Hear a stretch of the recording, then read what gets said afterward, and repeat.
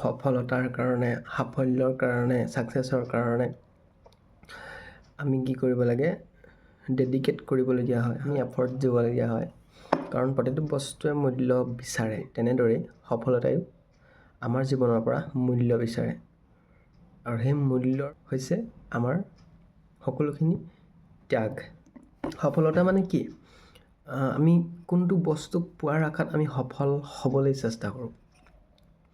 সফলতা মানে এইটো নহয় যে আজি মই 10 বছৰৰ পিছত মই এটা এম্পাৱাৰমেণ্ট ক্ৰিয়েট কৰিম, তাৰ কাৰণেই যে অকল সফল, সেইটো পালেহে, সেইটো এচিভ কৰিলেহে যে মই সফল হ'ম, সেইটো নহয়। আজি মোৰ এখন ভাল গাড়ী চলাবলৈ মন গৈছে, সেই ক্ষেত্ৰত তাক এচিভ কৰিলে যে মই সফল হ'ম, সেয়াও নহয়।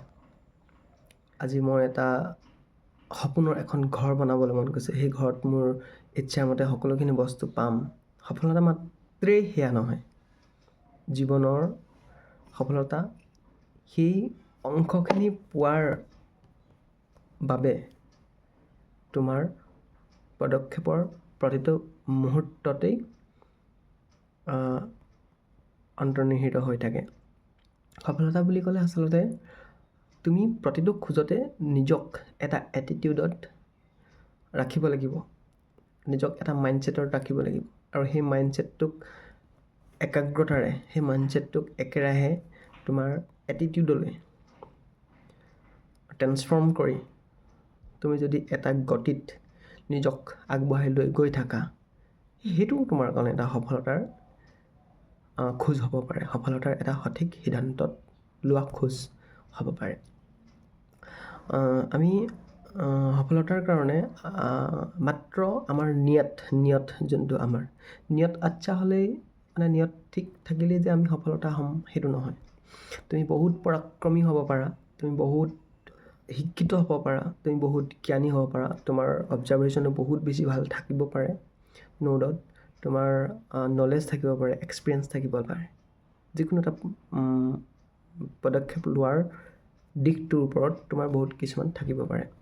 তুমি মাত্ৰ স্বভাৱ ভাল হ'লেই, তুমি মাত্ৰ নিয়ত ভাল হ'লেই, তুমি মাত্ৰ উদ্দেশ্য ঠিক হ'লেই, বা তুমি মাত্ৰ এটা সঠিক লক্ষ্যত থাকিলেই, বা তোমাৰ সকলোখিনি ব্যৱহাৰৰ পৰা কমিউনিকেশ্যন সকলোখিনিত তোমাৰ ঠিক থাকিলেই যে তুমি সফলতাৰ দিশত নিজক লৈ আগবঢ়াই গ'লে এটা সুস্থ পদক্ষেপ লৈ যাব পাৰিবা, সেইটো নহয়।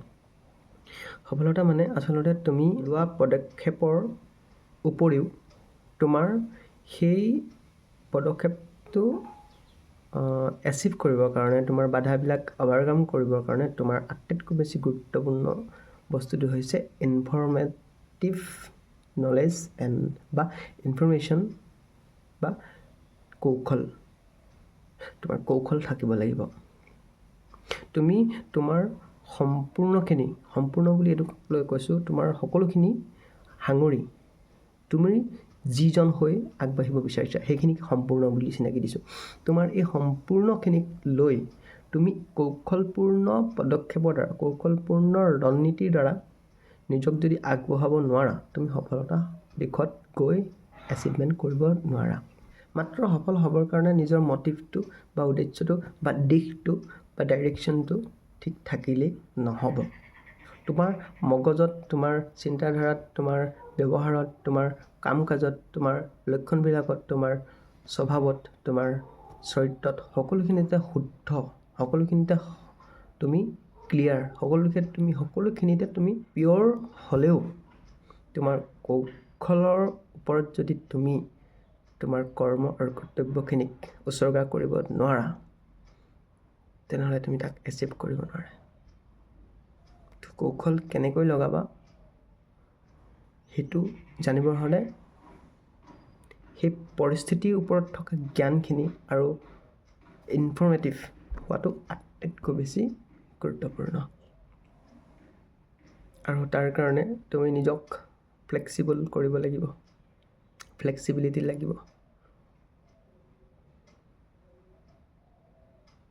আমাৰ নিজস্বতাটো বজাই ৰখাটো প্ৰত্যেকজনৰ এটা ধৰ্ম, বা নিজস্বতা হিচাপত মই যি, সেই মানুহজনক লৈ আগবাঢ়ি যোৱাত আমাৰ এটা নেচাৰ, আমি সেই নেচাৰটোক লৈ আমি যিকোনো মুহূৰ্তত আগবাঢ়ি গৈ জীৱন জীয়াই থাকিবলৈ চেষ্টা কৰোঁ।